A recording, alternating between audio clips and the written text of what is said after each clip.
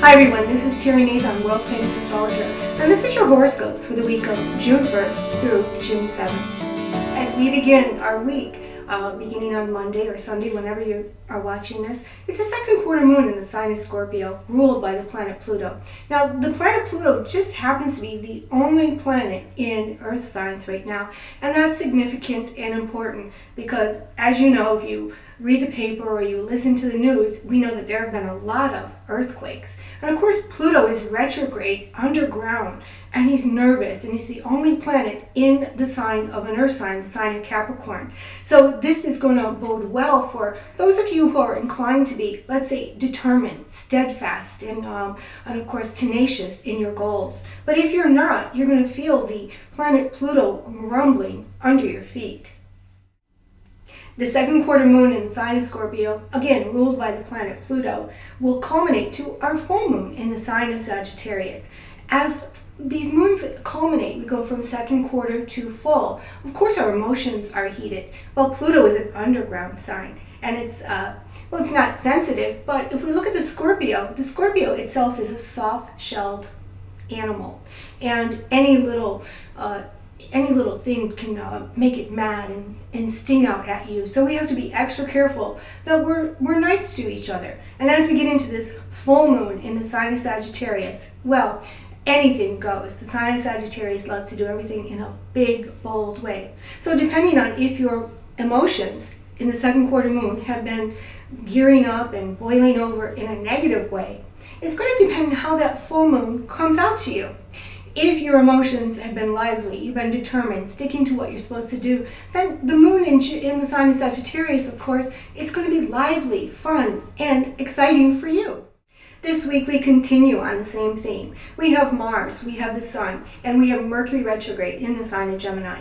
And normally these planets in the sign of Gemini are going to be looking for new things to do, meeting new people, connecting with other people. It's going to be about buying a new computer, buying a new gadget, buying a new cell phone, or experiencing problems with your computers, as we always do with Mercury retrograde.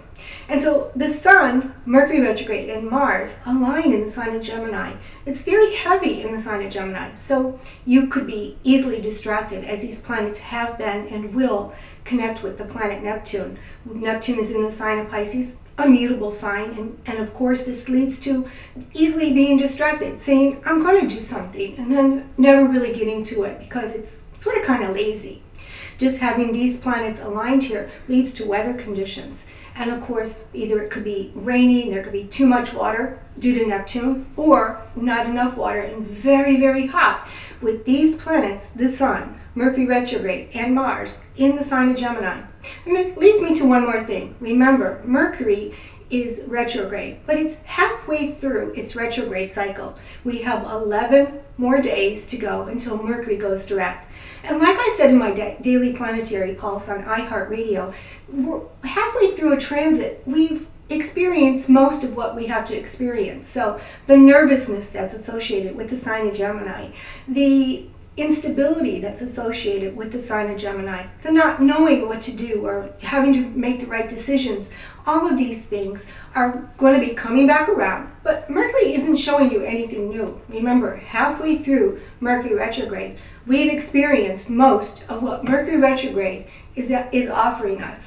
So we have to keep our minds focused, especially as these planets continue to aspect the planet Neptune, and Neptune is poised to go retrograde. Focus just isn't there right now.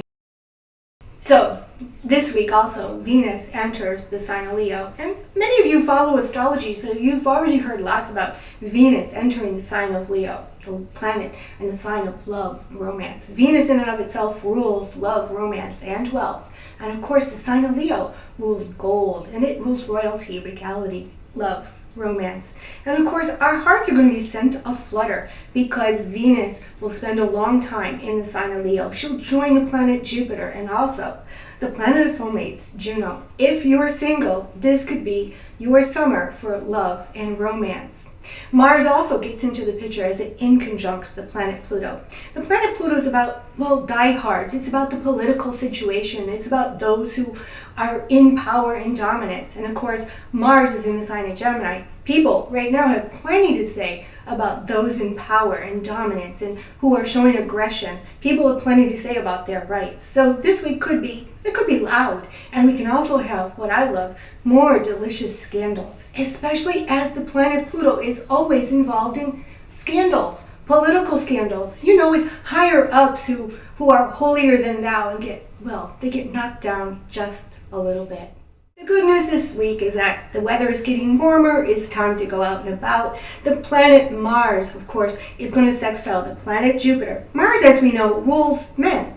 It rules the masculine in a relationship. It also rules the husband in a woman's chart. And as Mars sextiles the planet Jupiter, the planet of largesse and abundance, well, it may be time for some of you to find your Mr. Right. And then at the same time, the planet Venus will trine retrograde Saturn. So we've got lots of opportunities. Venus again rules marriage. She rules the wife in a man's chart or the masculine chart. And of course she rules wealth. Saturn being retrograde in the sign of Sagittarius means some of you could reconnect or find a love from the past. Sometimes they're long lost love. Sometimes they're just the ex who got away 2 months ago. Aries, this week could bode well for love and romance, but do you really want to start a relationship with Mercury retrograde? However, if you're already in a relationship, it's time to listen more to your mate partner and significant other. Give them their voice. For the sign of Taurus, as your ruling planet, the planet Venus, enters the sign of Leo, it's all about more money. In fact, something is being stirred up, something's getting ready to break in your financial sectors.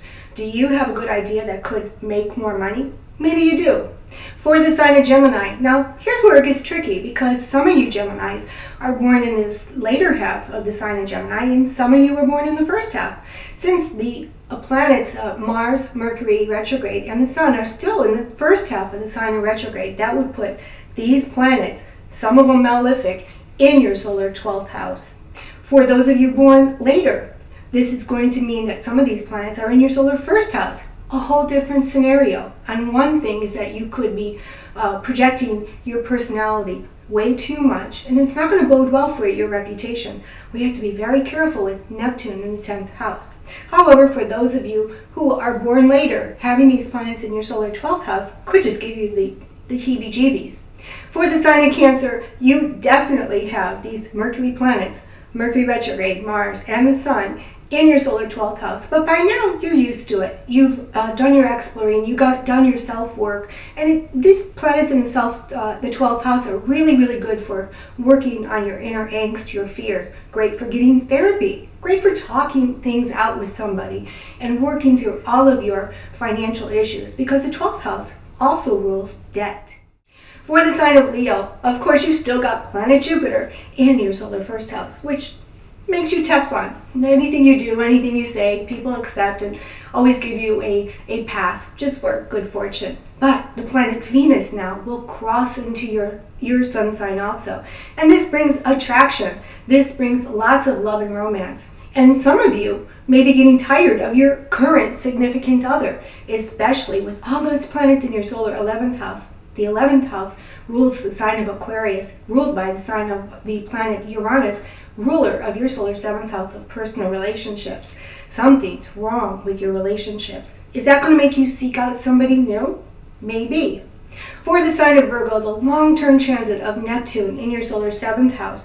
Of course, Neptune's going to go underground now, because Neptune is poised to go retrograde. Thank goodness. Now both Pluto in your solar 5th house of love, romance, and children, and Neptune soon enough will be retrograde in your relationship sectors. So this gives you lots of energy and maybe a little bit of freedom, a little time and space to think about what you love about your significant other, what you love about being in a relationship, and what you don't. It also gives you plenty of time to focus on what's important for you this week, your career. For the sign of Libra, you still have that lunar north node in your solar first house. So there really is sort of like a parallel here between having the lunar north node in your solar first house, which is independence, putting your best foot forward, taking control of a situation, and the lunar south node in your solar 7th house, which lets somebody else call the shots. With these planets in air signs now, Mercury retrograde, Mars, and the Sun in the sign of Gemini, well, you could be questioning all this. Maybe you want to go in a new direction, do things differently, try something new, try somebody new. For the sign of Scorpio, good news, guess what? The moon is in your sun sign, and I love it when the moon gets fuller and fuller and fuller. This means you're putting your best efforts forward, and you're getting noticed for those efforts. Of course, we still have those Gemini planets, which are doing all kinds of crazy things in your solar 8th house, which puts a lot of emphasis on joint finances, banking, your partner's financial condition, your ex-partner's financial condition. Well, maybe it's time to think about your financial condition. Sagittarius, this week couldn't be better. That full moon is in your sun sign. This means that you have all that lunar energy, that lunar glow on you. You get to put your best foot forward, and you need to. With those malefic planets in your solar 7th house, it's you against the world. Someone's asking you a lot of questions, wants answers, and is inconsistent with you. They want you, they don't. But when the full moon culminates in your sun sign, you won't care.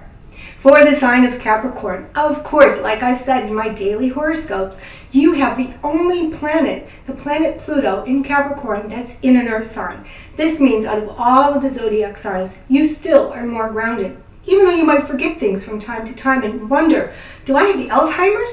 What's going on? With those planets, the planet Neptune poised to go retrograde in your 3rd house, which by the way is ruled by the Gemini planets. Forgetfulness is us. For the sign of Aquarius, with Jupiter and Venus aligned in your solar 7th house, there's one of two things that could happen. If your heart is open and you're ready to fall in love, you certainly will, because those Gemini planets will help you. With Gemini in your solar 5th house of love and romance, well, it's two things here. Are you going to dominate, be bossy and arrogant? Or are you going to flirt and get into the whole vibration of love and happiness? It's up to you. The sign of Pisces has the planet Neptune poised to go retrograde in their solar 1st house. Neptune has been weaving dreams, but also Neptune this is a rare transit with Neptune in your sun sign. Not all the sun signs will experience Neptune through their sun sign. It's not going to happen in one lifetime. So take advantage of the dreams, the possibilities, of the imagination. What you imagine, in fact, can come true. This is Terry Nazon, world famous astrologer. Watch, listen, and subscribe to me on my YouTube channel, Terry Nazon 1. And of course, follow me on my Facebook fan page, Terry Nazon fan page. And you can follow me on Instagram and on Twitter @Sextrology.